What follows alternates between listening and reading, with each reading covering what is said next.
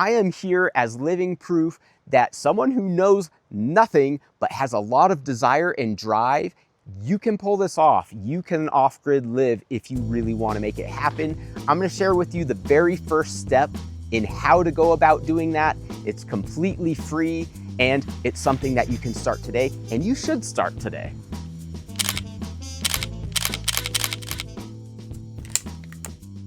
My name is Seth Hamill. I'm a professional landscape photographer based down here in the Zion National Park area, and I've been living off-grid for the past 8 years. I'd just like to share with you a little bit about my transition into the world of off-grid living. I got very lucky, I feel like. I was looking to move out of a place down in Springdale that sits just outside of Zion. Town was getting pretty busy. Coincidentally, at the same time, one of my very good friends, he was living in a 30-foot yurt up on his property while he was building his primary residence. At that same time, he moved into his primary residence, which left the yurt open, and he offered it to me to rent, which I did. I was actually a little hesitant at first. It was just an unknown. You know, I hadn't lived in that situation before. So once I had lived in the yurt for about a year, I realized, hey, this is the life for me. I wanted a piece of land that I could have and be as creative as I want in terms of turning it into what I was dreaming of. And once I had that realization, I did not hold back on dreaming. And that is the very first thing that you can start doing right now. And don't be so afraid of dreaming. I feel like that's actually a pretty big stumbling block, is people are afraid to dream about it because they don't think it's realistic, or they don't want to be disappointed or feel like a failure if you can't make it happen. If you're serious about really wanting to make this life happen, start dreaming. And I'm going to share with you a few things specifically to be thinking about, because it will affect the next step in your journey. This first step that I'm sharing with you in this video, this is a mental one. Second step, I'm going to make a video next week. That's boots on the ground, that's action steps. So the first step here, it's the dreaming portion. Be thinking first, where do you want to be? You might have to stay somewhat regionally located to where you are right now for family or for work. So that kind of starts guiding you into what you can start looking at.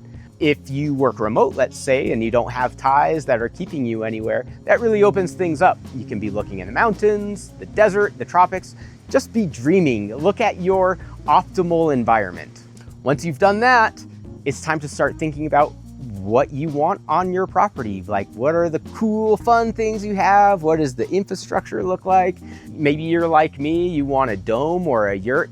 It's simpler, cheaper, faster, and it also, I really like the balance and harmony that it brings between kind of having a comfortable space, but also feeling like you're not too separated from the outdoors, because you're very aware of what's happening with the outdoors because you're pretty much in a tent essentially. But maybe you want something on the other end. You want a traditional house on a lot with a well dug. Maybe you want a log cabin. Maybe you just want to pitch a tent and live super simple seasonally for a little bit.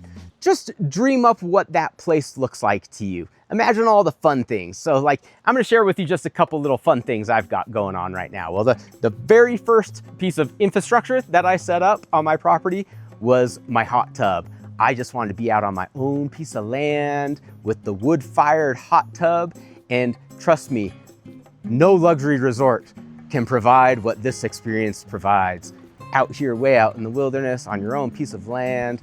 So I got the hot tub. You know, I always wanted a climbing wall at my house. So at first I put a little climbing wall underneath the roof of my deck, but I insulated that. So unfortunately my little climbing roof went away. So I've decided, because I've been monkeying around inside the dome a little bit to kind of just keep some fitness, I'm actually going to cut out some pieces of plywood and attach those up to these different triangles up on the dome and put holds on those. And then I'll just have my climbing gym inside my house. Have fun with this. Don't be afraid to dream. Everything that you're imagining about the harmonies of nature that can exist in off-grid living, they're real. Don't underestimate the challenges involved, but all of those good things that you're probably picturing, these wholesome feelings, those are real. It's a dream worth pursuing. subscribe to the channel if you would. I'm gonna be sharing some very practical stuff on how to actually do this whole off-grid living thing on a budget and with very limited experience. I came into this game with zero experience and I've figured everything out as I've gone. So self-taught and YouTube. Man, I love YouTube for the education that is available for all of these obscure little things. That is your assignment for the week.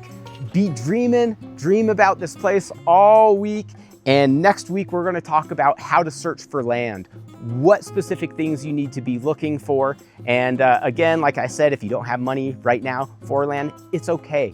I didn't have the money for it when I first started looking for my land, but I'm super happy that I did, because there are things that you're gonna learn as you're out looking at these different properties. You don't really understand what a good standard is until you have something to compare it to. So you're gonna wanna start looking at lots as soon as possible once you have this idea of geographic location. But there are certain check boxes that need to be ticked in order for a lot to really be a practical place to live off-grid sustainably. And in next week's video, I'm gonna go into what those things are. I'm happy to be your biggest supporter because it's a beautiful way of living. The harmony that I feel and contentment, you know, I would say that's the best word that I can use, is I am experiencing a level of contentment that I have not otherwise experienced in my life. And I've gotten there, at least in part, from this off-grid living style. So for any of those of you who are interested in it, you've got my 100% support. Subscribe to the channel, and I really look forward to creating more content for you guys in terms of helping people to actually make this turn into a reality. And specifically for people who feel like maybe you're not quite qualified, like, oh, I don't have building skills, or I don't know anything about electrical systems or water pumps. It's okay, we're gonna learn along the way, but right now is the time to start preparing yourself for that transition if you really wanna make this happen. Things get harder as you age in the off-grid living world. There's a certain level of physicality to it, so the sooner you can jump on this, the better. Do it. I hope you do it. Please do it for your own good.